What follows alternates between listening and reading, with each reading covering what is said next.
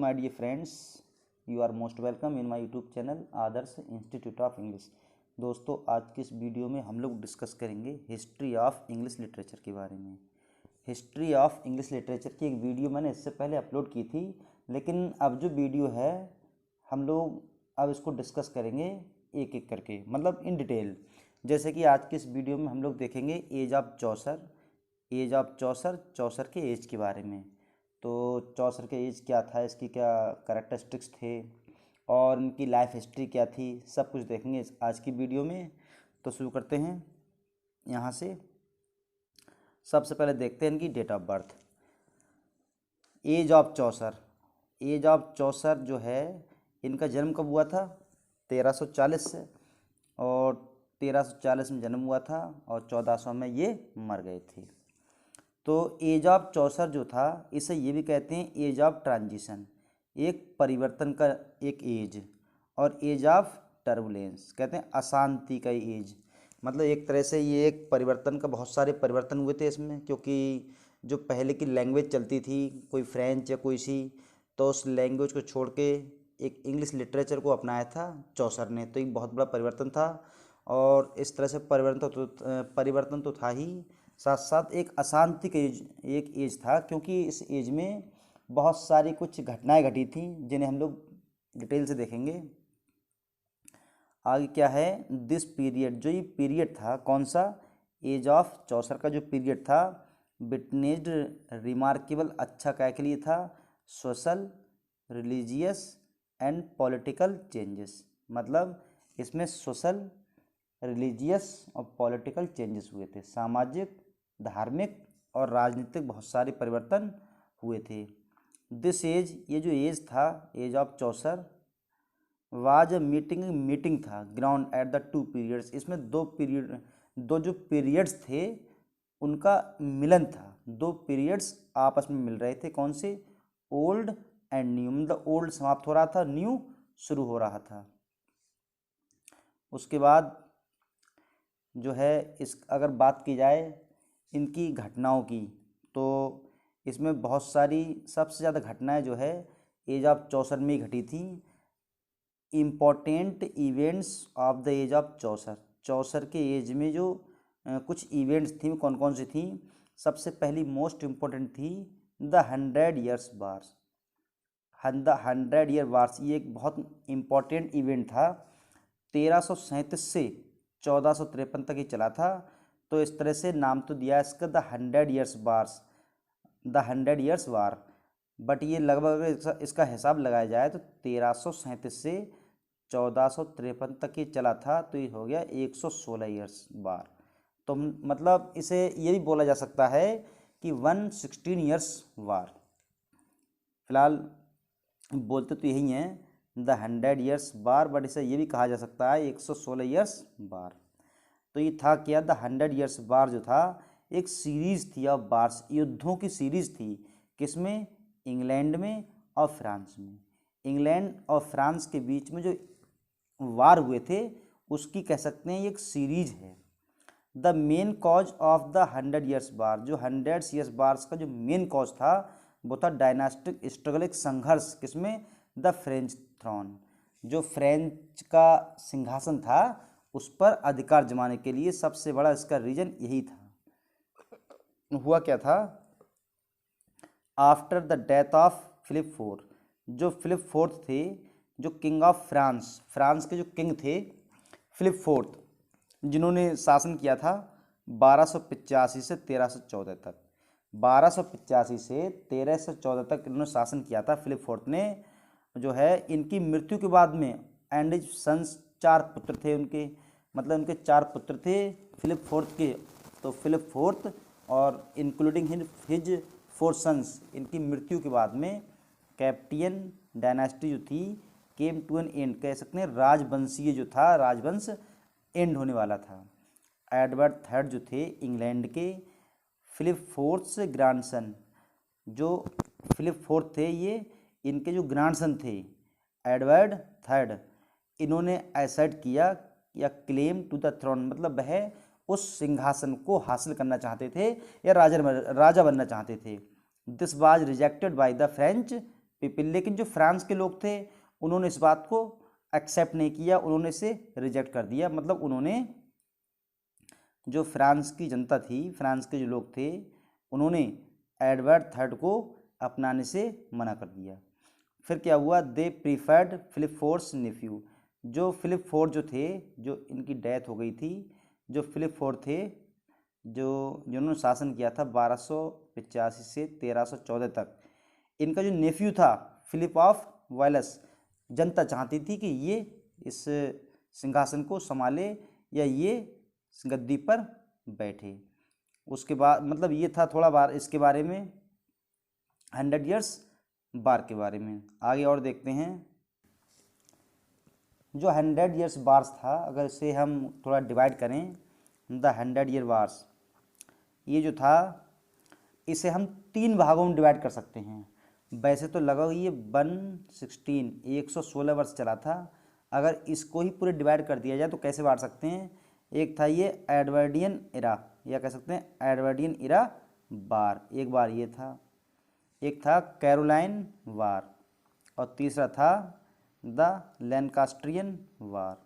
तो जो अगर इसे डिवाइड किया जाए तो जो एडवर्डियन इरा था या एडवर्डियन वार था, ये चला था 1337 से 1360 तक। फिर ये आया था कैरोलाइन वार, ये चला था 1369 से 1389 तक।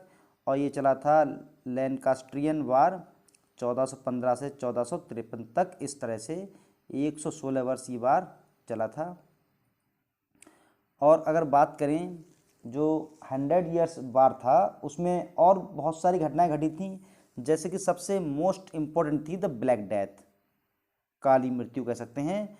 ये जो ब्लैक डेथ आई थी ये 1348 से 1350 तक लगभग 2.5-3 साल चली थी। अगर इसे डिस्कस किया जाए तो इसे द ब्लैक डेथ या कह सकते हैं द ब्यूबोनिक प्लेग, ये प्लेग थी, महामारी जिसे बोलते हैं। Was one of the most devastating pandemic, ये एक तरह से एक पेंडेमिक था। जैसे अभी हम जो कोरोना चला था हमें हमारे यहाँ, कोरोना उसे कहते हैं, गवर्नमेंट ने वैसे तो इसे जैसे कहते हैं पेंडेमिक घोषित कर दिया था, ऐसे ये भी एक पेंडेमिक था, महामारी बोलते हैं, इन ह्यूमन हिस्ट्री, मानव के इतिहास में।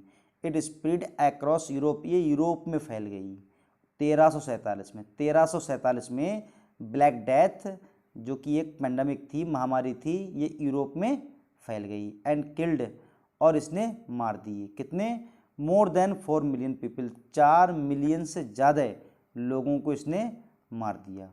और दूसरी घटना क्या थी, द पीजेंट्स रेवोल्यूशन या रिवोल्ट। पीजेंट क्या होता है, पीजेंट मीन्स किसान, और रिवोल्ट कैसे कहते हैं, विद्रोह या कह सकते हैं आंदोलन। जो किसानों का आंदोलन था ये भी इसी में चल गया।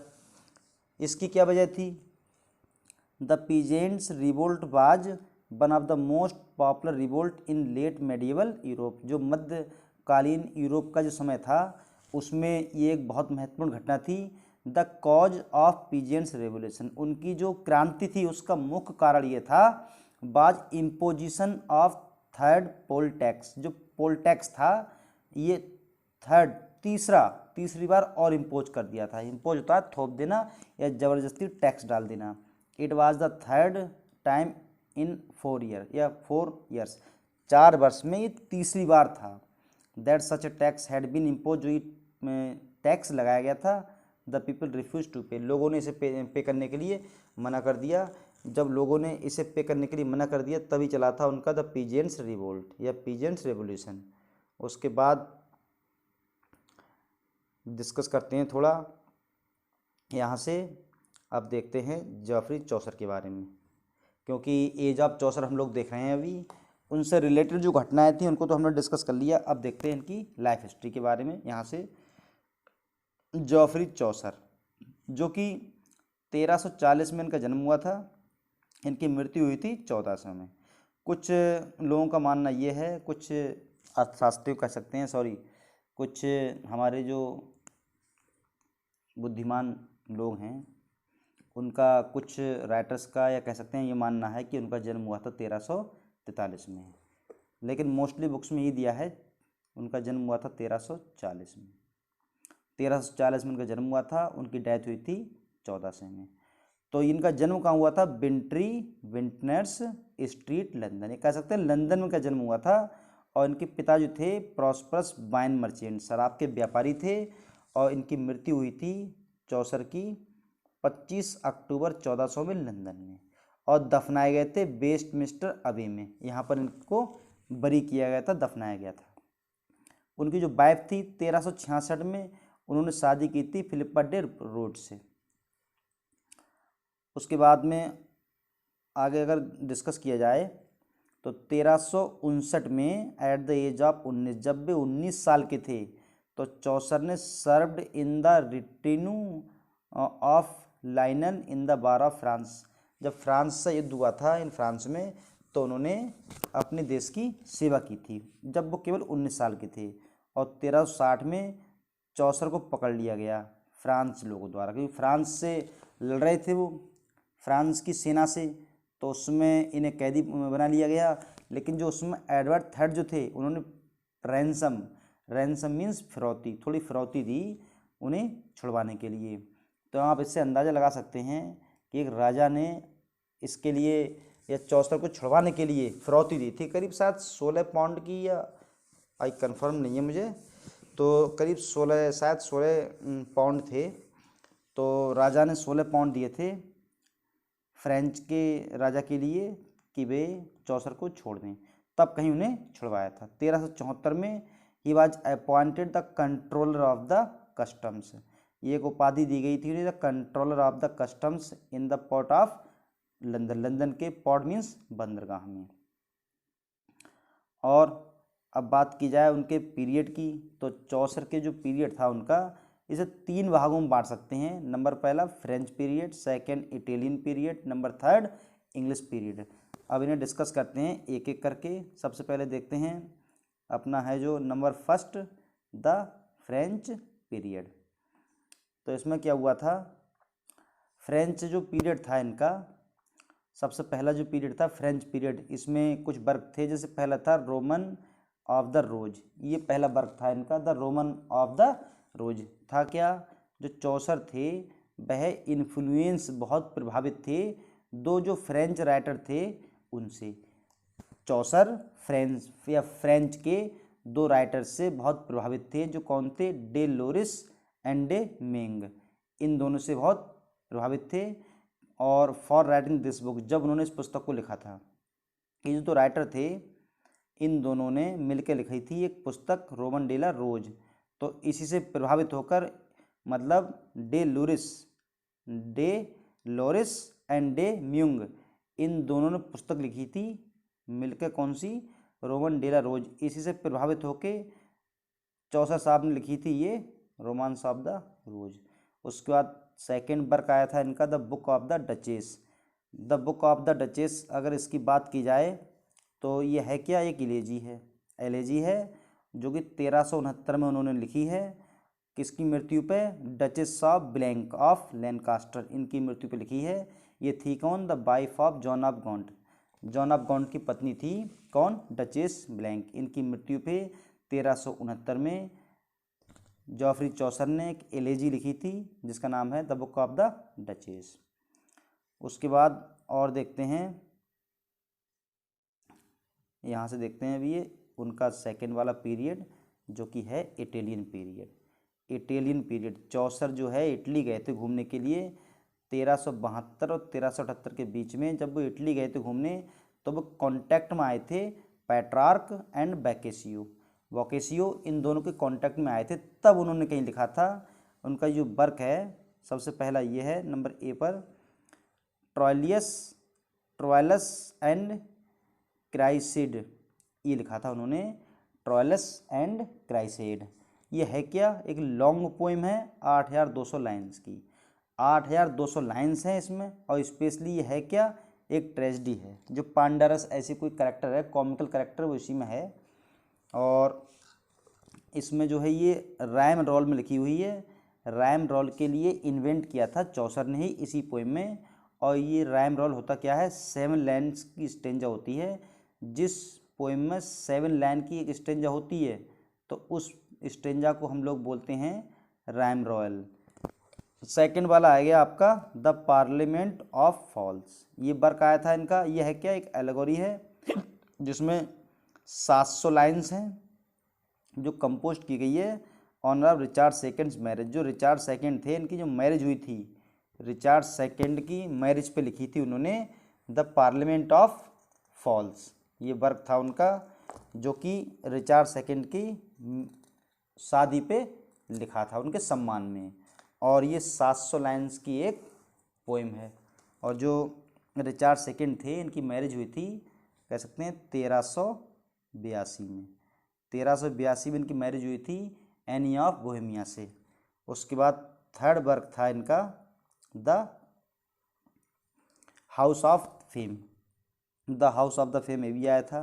ये आया था 1380 में। फिर the legend of good women ये आया था 1385 में। ये एल्गोरी है। उसके बाद इनका रह गया ये इंग्लिश पीरियड। तो इंग्लिश पीरियड में क्या है, इनके जो इंग्लिश पीरियड है थर्ड वाला, इसमें सबसे मोस्ट इम्पोर्टेंट बल्कि फेमस वर्क है उनका कैंटरबरी टेल्स, जिसके लिए वो जाने जाते हैं। ये है क्या, एक स्टोरी है जिसमें 29 मतलब 29 पिलग्रिम्स हैं, तीर्थयात्री हैं 29, इंक्लूडिंग चौसर। चौसर को मिलाकर सभी 29 तीर्थयात्री हैं। चौसर को अगर हटा दिया जाए तो ये हो जाएंगे सभी 28 तीर्थयात्री। अब अगर बात करें चौसर के लिए कौन कौन से नामों से जाना जाता है, कौन कौन सी उपाधि उन्हें मानी जा सकती हैं, जैसे कि चौसर जो हैं इन्हें जाना जाता है फादर ऑफ इंग्लिश पोइट्री, ये भी कहते हैं इनसे। और उन्हें कहते हैं नेक्स्ट टू शेक्सपियर, और कहते हैं कैरेक्टर पेंटर, और as the morning star of Renaissance, और the first great national poet of England, और फादर ऑफ इंग्लिश नॉवेल।